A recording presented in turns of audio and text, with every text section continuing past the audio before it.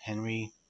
I'm making this video right now because personally I feel like it's time for me to come out on the YouTube community platform to talk about things that have been on my mind for like a really long time. Alright, so about me, I grew up in a very dysfunctional home. Um, so much happened in my life that I think needs to be said out loud in front of a camera. You know, oftentimes I felt like I was really like abused in my life, like really misunderstood by family members, particularly by a church that I grew up in. A church which I believe isn't really supposed to be around now. Like it needs to be taken down. This church that I refer to is called Iglesia Ni Cristo. It's a church that started way back during World War One, during 1914. Personally, I have a lot to say about religion and life and even true spirituality. Personally, we can't let certain people dictate us in the way that they want to dictate us. Personally, growing up in this church was really hard for me. Pretty sure it was hard for a lot of young people. INC is a church that exists all over the world right now. It started in the Philippines, but they moved to America. Growing up, I lived in a town called Carson, California. That probably wasn't even the only thing going on in my life that really kind of made me not really happy. The dysfunctional home was one of the things that really messed me up. Filipino culture can be really tough. I know that for a fact. My sister and I, who are best friends, we talk about this, how certain cultures, they really mess with a kid's mind. We really need to help our youth right now. A lot of kids are going through a lot of stuff. Personally, my thing about this church is that if you're in this church and you don't feel like you belong there, I encourage you strongly to get away and find friends, find communities, find activities which inspire you, find anything. Maybe even another church, honestly, because other churches, they're not operating from like a place of fear. I learned that in this life, in this world right now, we need to make choices based out of love and not fear. You know, there's online information that would basically let you know that this is definitely a cult. There's reports in the Philippines of this church, where this church started, this cult started, where there's apparently people in this church who are assigned positions and they are killing people who disagree with them, right? Killing, kidnapping people, doing stuff to them. I can't even imagine what they're doing. So I live in Fresno, California right now. I moved out of SoCal and I lived here for almost 6 years. I was a college student at UCLA, the University of California, Los Angeles. I studied there from 2010 till 2013, hoping, well, I was gonna major in Asian American Studies with a minor in film. I had a brief experience like doing documentary work and video journalism. I met some amazing people who inspired me, and also I keep that experience in mind because that's when I first left the INC. I left Carson, California, like to a place which felt pretty far away. It was technically like a 30-minute drive, but with LA traffic, it's like an hour drive away from like Carson. So there's that, but it still felt like a far away place from home. You know, took me out of my comfort zone for sure. And even during college and even after college, I started really exploring Los Angeles like a lot. I drove around Hollywood. I drove around like freaking like Little Tokyo, Koreatown, Santa Monica, Beverly Hills, Griffith Observatory area, downtown LA, Chinatown. My thing is with what I'm trying to say is, honestly, there's way better ways of living than being stuck at your city, right? Wherever that is. So I mentioned how in UCLA I wanted to do minor in film. Like I do have a interest in filmmaking. I love watching movies and I love character development. I love scenes and how they're put together. So I have those goals in mind. Ultimately, what I really want is to have peace in my life and to have peace come to a lot of people's lives in this world right now. A lot of people right now are looking for peace right now. Mental health is a big thing right now. I am aware people are coming out and basically speaking out that hey, we need people to get help out here. Like the world needs a lot of help right now. Needs a lot of healing right now.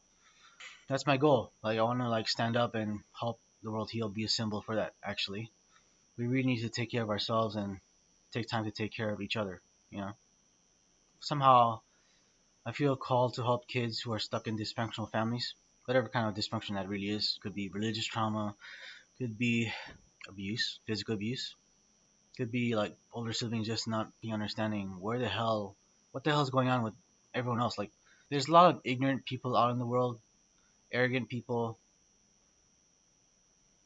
Growing up, I already felt like a really smart person. I like valuing how smart I am with certain things in life and the world. But growing up, I just felt super invalidated, devalidated by my own parents. It's so awkward. What am I doing right now? I'm not gonna be seen by my own family. What am I living for? I really entered my first ever depression when I was in middle school. I've been thinking about it recently. Middle school for me was like around 2003, so I was probably like 10 or 11 when I started getting depressed for the first time in my life. In high school, it got really worse. The depression, really? Yeah, it got really bad. Like, I cried a lot as a young teenager in high school, like at home, in my car, so many times. It was hard. What's really hard is when you're a kid, you can't trust your parents, you can't trust a lot of people, basically your parents, first of all. If you can't trust them, like, what's gonna happen now? You know? I'm an adult now. I have plans for my future, but still, that's really hard for a kid to go through. You're not feeling safe at home. Like, what do you do? What are you supposed to do in that situation? You just take the car and drive off somewhere. It's not really easy. I didn't really have social skills when I was in high school, honestly. I couldn't probably even hold a job at like a Starbucks or like even like a Target. I couldn't even.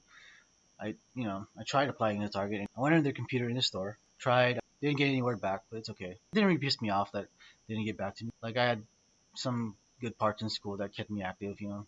Like community service and certain clubs I was in kept me going.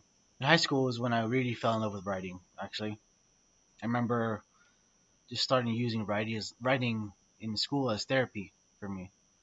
I didn't even know what therapy was in high school, but I just knew what it meant here, like I mean. But even back then, I knew something was really wrong with my world right now. Like, something needed to be healed and changed. Really. In high school, that's when I first became an agnostic. Okay, like I stopped kind of thinking. I started thinking there might not be a God, and you can't prove to me that there is a God, and you can't prove to me that there's not a God. So I went through that experience, and honestly, during those times, my answer to the question of like, what do I do now if there's not a God, if I can't prove if there's a God? So I went inside my wherever I was, could be my bedroom or something. Told myself, if this is how it's gonna be, my goal is to really help other people, my friends or whoever. I cared for people. I used to be involved in certain clubs, and sometimes I involved helping seniors. I like visiting seniors in senior homes and talking to them and serving them. It made me feel better, actually. Really better. I personally, right now, I don't feel like I'm a judgmental person right now. I feel like I'm able to understand where another person is coming from when I look at them, when I feel their.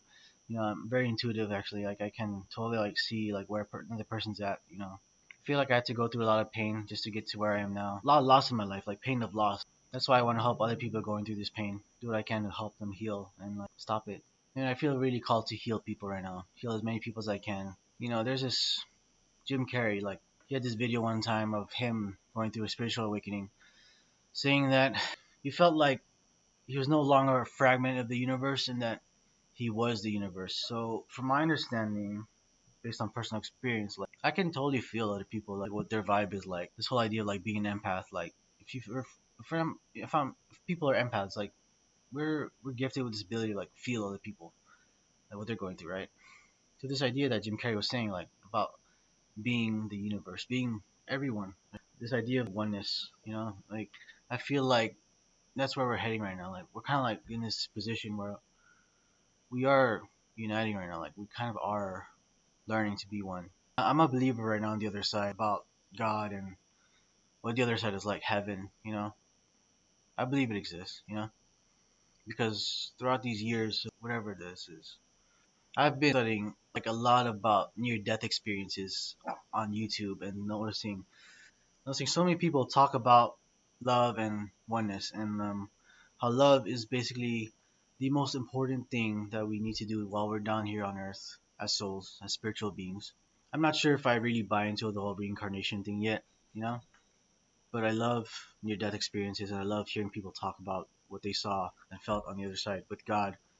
I think personally there needs to be more awareness of that. There needs to be more awareness of it so that people can heal and discover that, hey, like, we're not supposed to be scared of death right now. Actually, um, we're also not really. We're supposed to bring that light down here. Actually, whatever that love, that experience, we should bring that down here. If there's any way that the film industry can, or YouTube in general, or anyone, social media, Facebook, Instagram, TikTok, if more people can come together and like help people learn about near death experiences, honestly, that'd be good. Honestly, not everyone will buy into it. At the same time, if that's the case, we as people, as these spiritual beings, we have to still love people. Like, we still have to be present to others. Understand that, yeah, it's okay to be where you are. Because it's not about being right. I'm not here to say I'm right about near death experiences. I'm here to tell people, okay with where you're at. I'm here to love you where you're at.